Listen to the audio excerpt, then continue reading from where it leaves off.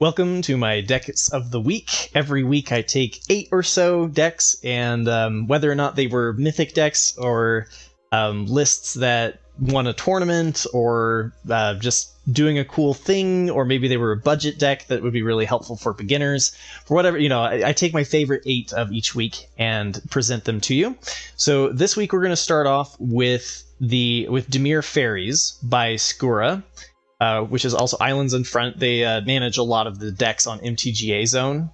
And if you don't know about MTGA Zone, I highly recommend it. It's a very good, useful Magic the Gathering resource. But Worlds happened last weekend, and so we've got a couple of decks that we're going to get to as well. So if that's the thing that you really are interested in, is what are the Worlds decks and how are they going to affect the meta, I will get to them, but they'll be near the end of this video. So remember to hit like and subscribe if you want weekly Magic the Gathering content. I try to publish multiple videos a week, and some limited, some standard. So with that, let's get started. So Dimir Faeries is a tempo deck that is looking to take advantage of the fairies with fairies that have flash, so that you can hold up counter spells, and then if they don't play anything that you want to counter, then you can just slam a fairy. So we got some interesting fairies from Wilds of Eldraine, one being the Sleep Cursed Fairy. It's a 3/3 for with flying and ward 2, but it comes into play tapped with 3 stun counters on them. So stun counters were from DMU, and basically when a creature is supposed to untap, it removes a stun counter instead. So you have to go through 3 untap phases for this to finally be able to untap and block an attack. But then you can also pay 1 and a blue to untap it and speed that process along, or you can use it as like pseudo vigilance. And I've definitely screwed this up in draft a lot, where I forget that this can actually still be an attacker or a blocker after it's attacked. So then we've also got the Fairy Mastermind, which was from last year's Worlds. This was the card that the champion designed. It's a flash flyer fairy, and whenever your opponent draws their second card, you draw a card. So you can use this to really kind of offset your opponent's card advantage, which is really cool. And then you can also use it for 3 and a blue. You can make each player draw a card, which then makes you draw a second card if you do it on their turn. And then we've got Obira, Dreaming Duelist, another flash 2/2 flying fairy. And when it enters the battlefield under your control, each opponent loses. Whenever another fairy enters the battlefield under your control, each opponent loses 1 life. So now all of your fairies ping for 1 as well. Things to keep in mind, though, if you have a second Obira in your hand, then and you have 1 on the board, you can play the second Obira and have the old one fizzle, and it will deal 1 damage. It's sometimes lethal, sometimes it matters. And then to take advantage of the evasion on all of our flying threats, we've got Gix, Yawgmoth Praetor. Whenever a creature deals combat damage to one of your opponents, you may pay 1 life. If you do, they draw a card. And so this is a really good way to convert your evasive flyers into additional card advantage. And then we've got where's Kaido? Why can't I see Kaido? Sorry. Okay, well, for some reason I thought this was running the blue-black Planeswalker, and maybe that was in the best of 3 version, and I ended up cutting it, so I apologize for that. All right, so this list is also running Shieldred, which combos nicely with Gix drawing cards, right? I mean, every time that you draw a card, or with Fairy Mastermind, this can just combo off and give you so much life, as well as damaging your opponent for each time that they draw. So if you're in black, you're going to see Shelly. That's just like a no-brainer. And then we've got Fairy Fencing, which is a really cheap removal spell. And the one thing to keep in mind with this is it matters if you have a fairy as this resolves, not as you cast it. So if they destroy your one and only fairy, you're going to have to flash in another fairy before this resolves, which you can do to get the additional -3/-3. But a -3/-3 for 1 black is a particularly strong removal spell. And then we've also got the classic Cut Down and Go for the Throat. Just really great removal in black. We've got the Make Disappear, and then we've got Spell Stutter. Spell Stutter is a new counterspell that's really great with more fairies, because you counter target spell unless its controller pays 2, and then an additional 1 for each fairy you control. So this can become a mana sink quite easily, or even better. And then last but not least, we've got Ego Drain. And Ego Drain is like Thoughtseize, but even better. You get to choose a non-land card from it, and then that player discards that card, and it's a 2-for-1. You have to exile a card additionally if you don't control a fairy. So as long as you control a fairy, this is just a better version. A really great hand hate. As far as the confidence I have in this deck, I'm not 100% sure. There was some speculation that Dimir was going to be a top performer looking at going into Worlds, but it did not do very well, and not many people brought Dimir to the table. So I think this is more of a deck for fun, somewhere around like a tier 2 or a tier 3 deck, but it definitely has some interesting synergies going on. So I thought I thought it deserved the showcase. All right, this one was requested by Richard Adams in the community, and this is a mono blue Cauldron list that Philippe Gareau, I'm so bad with French, I'm sorry, I'm butchering your name. They competed with this list in Worlds, and what's really cool about this list is that it is an infinite mana and infinite damage combo. So basically, it's centered around Agatha's Soul Cauldron, which allows you to exile target card from a graveyard, and then put that +1/+1 counter on a creature you control. And then creatures you control with +1/+1 counters on them have the activated abilities of all the creature cards exiled with the Soul Cauldron. So you can use this to give other things their activated abilities, and then you can spend mana as though any mana of any color to activate those abilities. So this is the beginning of the combo. This list is deciding to run Omenhawker as part of it. So the Omenhawker has tap, add 1 and a blue, spend this mana only to activate abilities. And then we have the 1 copy of Realm Scorcher Hellkite. You're not aiming to play this. The lands in the deck are all blue, but you want to get this into the graveyard for Agatha's Soul Cauldron, because this deals 1 damage to any target for 1 and a red. So you can start to see where this is starting to go, right? And then we've got the Sleep Cursed Fairy, which allows you to untap. So you can spend 2 to untap it, to tap 2 to untap. So we've got an infinite tap ability going on with Omenhawker. So the last little bit is, how do we get this to generate infinite mana? And the answer is Training Grounds, because it makes it 2 less. It costs 1 less to activate, and so this creates 2 mana, but only costs 1 to untap. So then you get infinite mana, which you then deal infinite damage with Realm Scorcher Hellkite.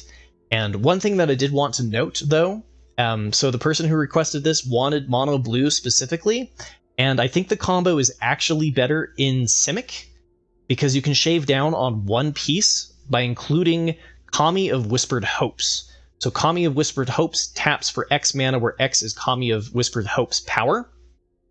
And what this does is allows you to get rid of Omenhawker and Training Grounds, because all you need to do is increase the power on Kami, and then it will do the tap, untap, generate mana just by itself. So you can shave down on the cards that are necessary. And if you're curious in that list, just leave me a comment below, and I'll reply to you with the link to the deck. But it was one of the ones that was in Worlds. Okay, third on the list is Rakdos Rats by WKLMTG, and I showcased one of their decks before. They are really good at making decks that catch my interest, because not only did I one last week, but I'm also going to cover 2 this week from WKLMTG. So this is a mythic deck list that was vetted, was able to make it into mythic in best of 1. So I have relatively high faith that you can make this work. And so this one is centered around Tangled Colony. Tangled Colony is a rare that we got in Wilds of Eldraine. It's a 3/2 that can't block, but when it dies, it creates X 1/1 black rat creature tokens that also can't block, so very aggressively sided, but very powerful on turn 2. And then we're just leaning full into rat synergies with this. So we've got Karumonix, the Rat King, which is a 3/3 toxic 1. Other rats you control have toxic 1. So toxic, if you get your opponent to 10 poison counters, you just win the game. And so this just makes them into a different form of threat. But then also when it enters the battlefield, you can look at the top 5 cards of your library and reveal rats from them and put them into your hand. And put the rest into the bottom on a random order. So this is really good for digging to additional rat threats. And then we've got Lord Skitter, which was from Wilds of Eldraine, 3/3 that spawns a 1/1 at the beginning of combat, and then also does some graveyard hate like Trespasser, and can get rid of annoying cards that they're planning on reanimating, or just get rid of spells for mono blue tempo. We've got Song of Totentons, which is an X spell where it creates X 1/1 rats, and then all of your creatures gain haste until end of turn. So you can just absolutely drown them with rats. And then we've got some old rat synergies too. We've got Okiba Reckoner Reid, which is a 1-cost saga that on chapters 1 and 2 ping for 1 damage and gain 1 life. And then on chapter 3, it comes in as a 2/2 Menace Rat Rogue. And then we've also got Tribute to Hirobi. And Tribute to Hirobi on chapters 1 and 2 creates a rat token for your opponent. And then you just don't block those. You just leave them on the field as much as you can. And then in chapter 3, it becomes a 3/3 flying haste creature, and you gain control of all rat tokens. So if you happen from some weird circumstance to be in the mirror match against somebody else playing rats, you get to steal all of their rat tokens. And then also whenever you attack, you may sacrifice one of your little 1/1 rat tokens to draw a card. So very interesting synergies. I'm very excited to check this one out.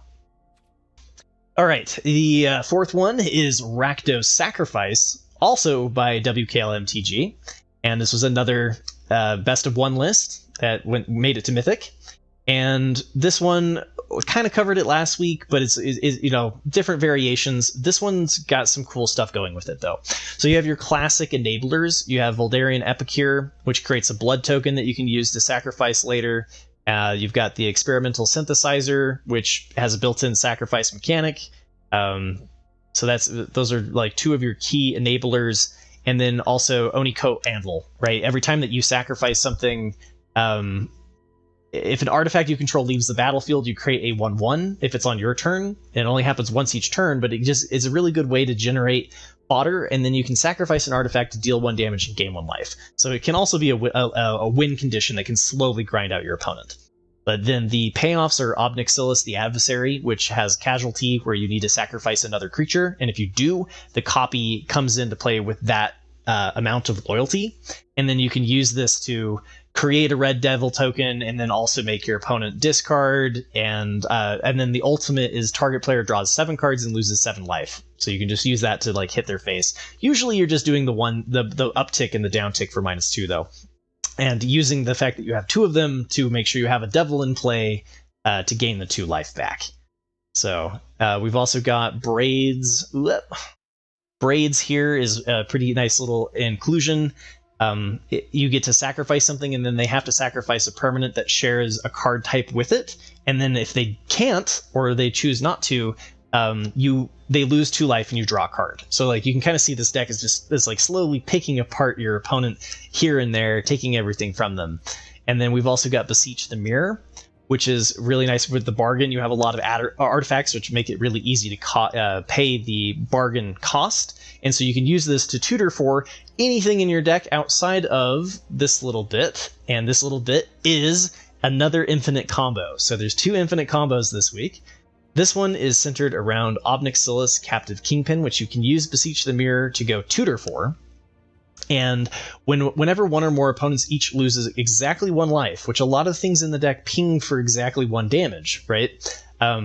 So if they lose exactly 1 life from like Anvil, for example, then you put a +1/+1 counter on Obnixilis, and then exile the top card of your library until the next end step you may play that card. And why that's cool is because you can use All Will Be 1 whenever you put 1 or more counters on a permanent or player. All Will Be 1 deals that much damage to target opponent. So deal 1 damage. You have to start it by dealing 1 damage, and then this gets +1/+1, which deals 1 damage, which gives it +1/+1, which deals 1 damage, which gives it +1/+1, which deals 1 damage, and you win the game. So it's a fun little way that, like, until people see this and are used to what's going on, it's kind of a gotcha against control. So excited to check that one out. Okay, number 5 is Boros Aggro by Scott the Murloc. And there was a lot of interest in the Izzet deck that I ran that had a turn 3 win. And I didn't capture the turn 3 win in the video. I only had it on 17 lands. And so it was a little bit of a clickbaity title, but I do promise, like, the Izzet deck did get a turn 3 win. But this Boros Aggro deck, I think, is a little bit more reliably able to get the turn 3 win. I've seen some videos out there of this being played. And this one has some of the... Okay, so we've got Embereth Veteran, which is a 2/1 for 1 that can sacrifice to give a young hero roll. We've got Ash, is also from Wilds of Eldraine, and is a 2/2 haste that, if you trigger Celebration, can grow on future turns into a larger and larger threat. Then we've got Squee, which is really useful for triggering Celebration. And we've got classic Kumano faces Kakazon. If you're in red, you're going to always be playing this. And then Torch the Tower was another card that we got from Wilds of Eldraine. So basically, just go play this, use Skrelv to make things unblockable, attack your opponent, go ham, celebrate. I think the Bard, too, is really interesting with Celebration. It doesn't trigger a Celebration until the end step, though. But anyway, Extraction Specialist, like, there's a whole bunch of just little ideas here and there, right? It's not optimized, but it definitely caught my attention. And then I did get a mention from feedback that I do better at least showcasing a little bit of the sideboard. So when I can remember it, I might have accidentally already skipped some, but when I remember it, this is a best of 3 list, and I believe this one was a mythic list as well. But this one you can sideboard into a whole bunch of Thalias, was running some Abrade for some artifact hate, Wandering Emperor, Lithomantic Barrage, 3 Destroy Evils, Fateful Absence, and Witchstalker Frenzy, which I want to see more and more. I want to see more lists running this Witchstalker Frenzy, because I think it's a pretty good answer to Shieldred.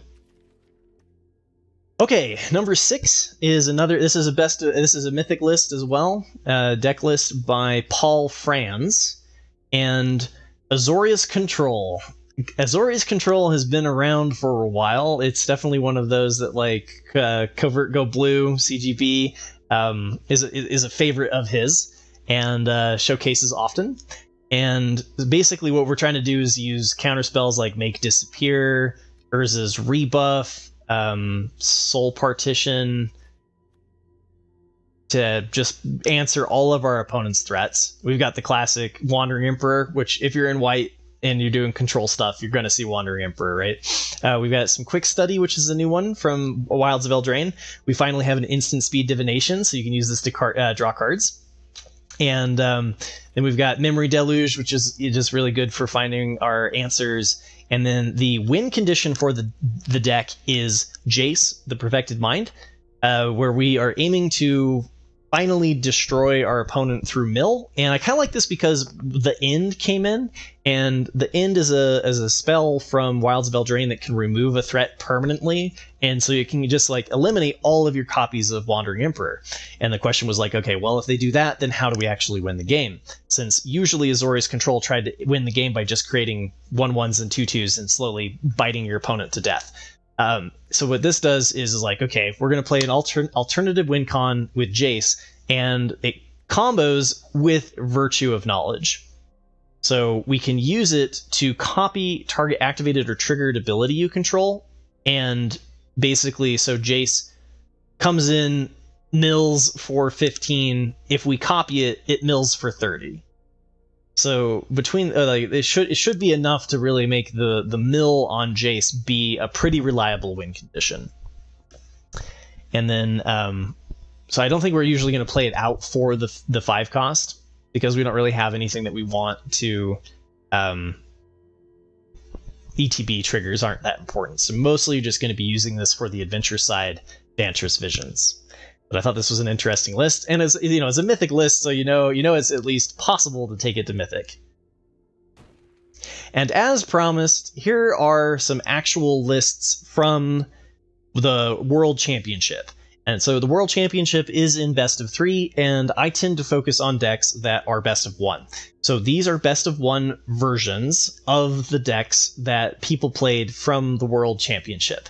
And so this one is Azorius Soldiers by Simon Nielsen, who won 3rd place. And the takeaway from here basically is running 4 copies of Knight Errant of Eos. I've seen a couple of lists in Mono-White that have run a lot of this, but you don't usually see it in the Blue-White Soldiers list. But we're also running a couple of different creatures, which means that we're going to have a lot of things on the board. This was kind of the go small deck of the World Championship. And so I think it adapts itself quite well to best of 1. And so we've got Wedding Announcement to kind of get that fodder started, and also Anthem and pump everything and give us additional draw. Wedding Announcement is absolutely amazing. We've got Resolute Reinforcements, which is a 1/1 with flash that creates a 1/1 when it enters the battlefield. So just, again, more go wide strategies that we can use to pay for Knight Errant of Eos's effect. And then last, we've got this tech I want people to pay attention to. Lunarch Veteran. This is critical for surviving the sheer amount of mono red that is in best of 1 right now.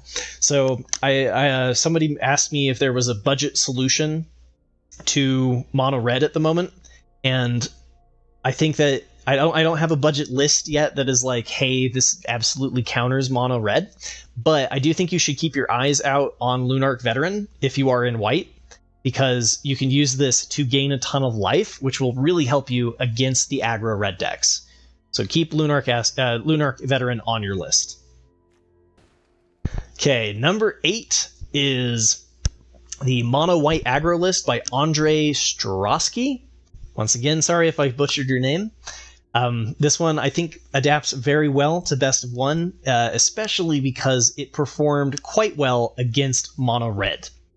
So this one is your classic mono white list. It's got the Coppercoat Vanguard, which gives each other human you control +1/+0 and ward 1. And then when combined with Thalia, this can just be a lot for your opponent's interaction. So, and then it had 2 copies of Extraction Specialist, which I thought was pretty good because you can bring back Spellbook Vendor.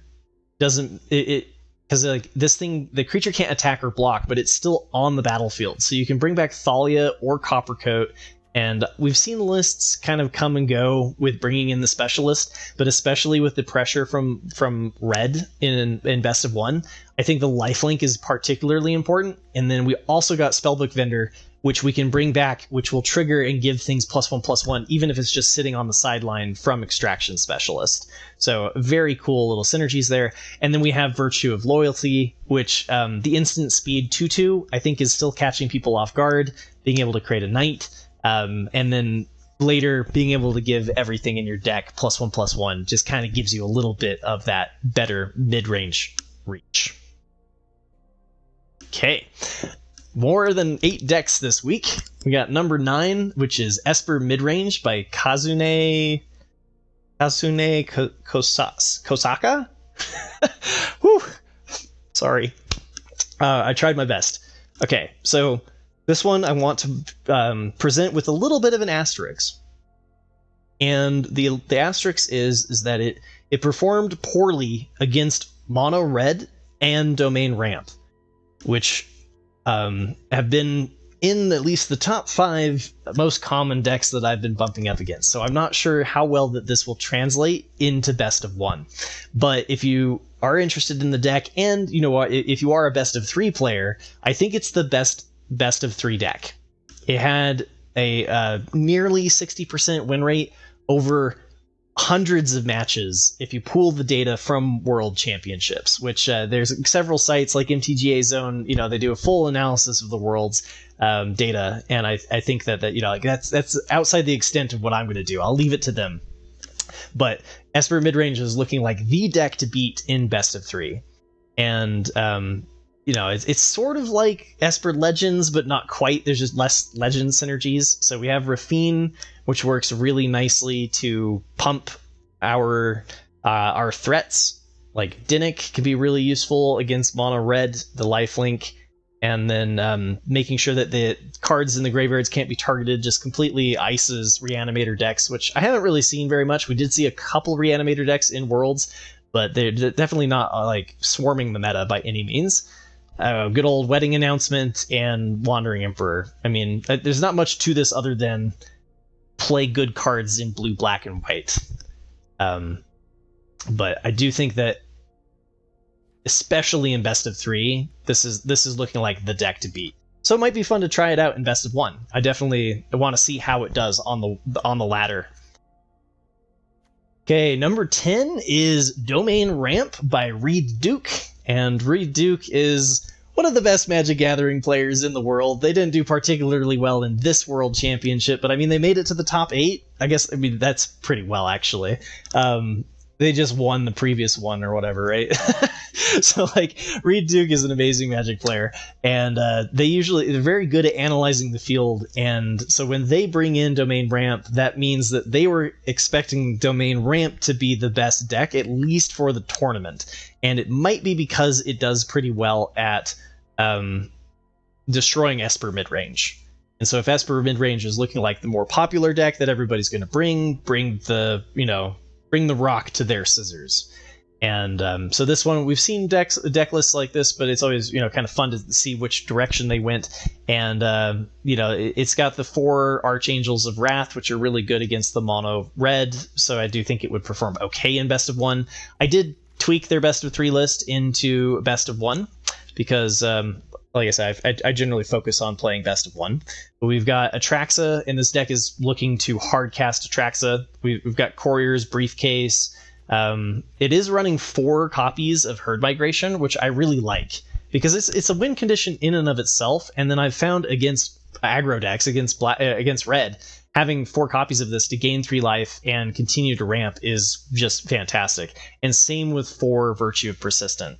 So this is really like geared towards surviving the aggro in best of 1, but I definitely encourage you to look up the best of 3 list if you're into that sort of thing. But yeah, we've got Virtue of Persistence, which is removal that gains 3 life, is absolutely fantastic. Leyline Binding, if you have Domain, which is color of each type, then this is a 1-cost spell that is removal. And then we've got good old Sunfall. No cheeky one-ofs that are trying to do one-sided wraths like a week last week's or maybe 2 weeks ago. We're just going with 4 copies of Sunfall. So very straightforward Domain Ramp. Really want to give this deck a try as well. And last but not least, number 11 is good old Esper Legends. So this is a best of 1 list that I adapted from Jean-Emmanuel Depraz, who won first place, right? I have the deck that, like, I don't know how well it will actually do in best of 1, but if I didn't at least give a nod to the person who took down Worlds, then who would I be, right? I think the main point, the strongest card, the glue for the whole deck is really Plaza of Heroes, which allows you to exile it and give target legendary creature hexproof and indestructible. And really, so you're trying to build a whole bunch of legendary synergies that this allows you to not only be excellent fixing, as long as you have the legendary permanence that taps for any color of those legendaries, but then you can also use this as a way to, like, protect your thing from removal. And other than that, there's really nothing new going on in this list. And the only card that we got that was in some of the lists was Lord Skitter, Sewer King, and as you can see in this one, nothing. So this one is just like, we didn't get anything from Wilds of Eldraine, but it's still a top performing deck. And so congratulations to Jean-Emmanuel Depraz. I'm hopefully not just massacring your name. And thank you everybody for watching till the end of the video. If you want to see more of this, I present every week my top 8 favorite standard decks. So remember to hit like and subscribe, and maybe I'll see you on the ladder.